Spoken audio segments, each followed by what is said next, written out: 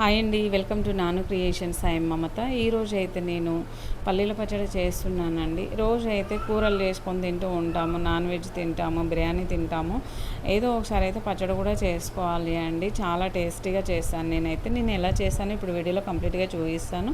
Video చివరి వరకు చూడండి ఫ్రెండ్స్. లైక్ చేయండి, షేర్ చేయండి, సబ్స్క్రైబ్ చేసుకోండి. మన ఛానల్ ఎవరైనా ఫస్ట్ టైం చూసినట్లయితే ఒకే వీడియోలోకి అయితే వెళ్ళిపోదాము. ఫస్ట్ అయితే నేను పల్లీలు తీసుకున్నాను, మంచిగా లో ఫ్లేమ్లో పెట్టుకొని మంచిగా వేయించానండి.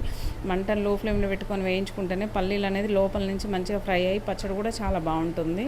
అవి తీసి పక్కన పెట్టేశాను. అప్పుడే పొట్టు తీయకూడదండి, వేడి కంప్లీట్గా చల్లారిన తర్వాత పొట్టు తీస్తేనే వస్తుంది. అదే గిన్నెలోకి నేను పచ్చిమిర్చి తీసుకున్నానండి. మనకి పల్లీల కంటే కొంచెం ఎక్కువ క్వాంటిటీలో తీసుకోవాలి. పచ్చిమిర్చి అనేది కొంచెం కారంగా ఉంటేనే బాగుంటుంది కదండి పచ్చడి అనేది. తీయగా ఉంటే ఏం బాగుంటుంది కదా. పల్లీలు కొంచెం తీసుకోవాలి, దానికంటే కొంచెం ఎక్కువ పచ్చిమిర్చి తీసుకొని శుభ్రంగా క్లీన్ చేసుకొని ముక్కల్లాగా కట్ చేసి నేనైతే గిన్నెలో వేసుకున్నాను. ఎప్పుడైనా వేయించి చేస్తాను, నూనె వేసుకొని వేయించి చేస్తాను, కానీ నేను ఇది చేసేది నైట్ టైంలో చేస్తున్నాను. పిల్లలకు దగ్గు వస్తుందండి బాగా వేయించేటప్పుడు అని చెప్పేసి నేనేం చేస్తున్నాను, వాటర్లో ఉడికిస్తున్నాను. వాటర్లో ఉడికించుకొని చేసుకుని సూపర్ టేస్ట్ ఉంటుందండి పచ్చడి అయితే. నేను ఎలా చేసినా బాగా చేస్తాను. సరే చూసారు కదా, ముక్కల్లాగా కట్ చేసుకుంటే మనకి ఈవెన్గా ఉడుకుతాయి అన్నమాట. కాయల్లాగా అట్లా వేసుకోవద్దు ఎప్పుడైనా సరే.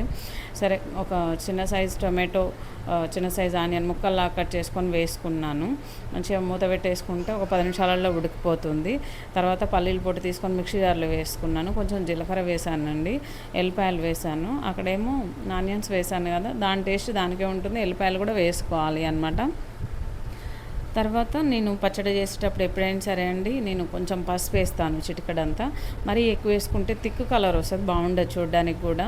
కొంచెం లైట్గా వేసుకుంటే మంచిగా ఉంటుంది అన్నమాట. కలర్ కొంచెం వైట్గా ఉంటుంది కదా పచ్చడి చేస్తే, అట్లా ఉంటే బాగుండదు చూడడానికి కూడా. తినేటల్లో కూడా అంత నచ్చదు అనమాట. అందుకని పసుపు వేస్తూ ఉంటాను. టేస్ట్ సరిపడా సాల్ట్ వేసుకొని పక్కన పెట్టేశాను మిక్సీ జార్ అయితే. చూడండి, ఇక్కడైతే టొమాటో, ఆనియన్, పచ్చిమిర్చి అయితే మంచిగా ఉడికిపోయింది. ఉడుకుతుండే మంచి స్మెల్ వస్తుందండి. ఇందులో మనం కొంచెం కొత్తిమీర వేసుకొని కూడా ఉడికించుకోవచ్చు, అది ఆప్షనల్ అనమాట. టేస్ట్ మాత్రం చాలా బాగుంటుంది. చూడండి, ఈ విధంగా మనము మంటను మీడియం ఫ్లేమ్లో పెట్టుకొని మంచిగా ఉడికించుకోవాలి. హై ఫ్లేమ్లో పెట్టుకొని ఫాస్ట్గా చేయాలి అనుకోవద్దు. ఆ చిన్న చిన్న మిస్టేక్స్ మన కూర చేసినా పచ్చడి చేసినా ఖరాబ్ చేస్తాయి అన్నమాట. లో టు మీడియం ఫ్లేమ్లో పెట్టుకొని మంచిగా నెమ్మదిగా చేసుకుంటే చాలా బాగుంటాయి. చిన్న చిన్న టిప్స్ పాటించినట్లయితే మనం పచ్చడి చేసుకున్న, కూర చేసుకున్న, నాన్ వెజ్ చేసుకుని చాలా బాగుంటుంది. ఓకే, ఇదైతే నేను అదే మిక్సీ జార్లోకి తీసేసుకుంటున్నాను.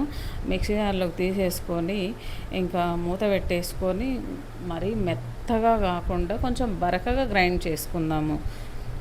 దీన్ని అయితే తాలింపు పెట్టాల్సిన అవసరం లేదండి. నేనైతే మంచిగా బరకగా చూడండి ఈ విధంగా మిక్సీ పట్టుకున్నాను. వేరే గిన్నెలోకి అయితే తీసేసుకుంటున్నానండి. ఈ పచ్చడి చేసినప్పుడు నేను ఎప్పుడైనా ఆమ్లెట్ చేస్తుంటాను, ఈసారి అయితే చేయలేదు. పెరిగేసుకొని తింటే ఉంటుందండి, అమృతం లాగా ఉంటుంది అసలు. చాలా అంటే చాలా టేస్టీగా ఉంటుంది. సూపర్ అంటే సూపర్ అండి. ఈ విధంగా పచ్చడి చేస్తే ఇష్టపడని వాళ్ళు అసలు ఎవరైనా ఖచ్చితంగా ఇష్టంగా తింటారు అనమాట. ఓకే ఫ్రెండ్స్, ఈ వీడియో నచ్చితే లైక్ చేయండి, షేర్ చేయండి, సబ్స్క్రైబ్ చేసుకోండి. Bye, thank you.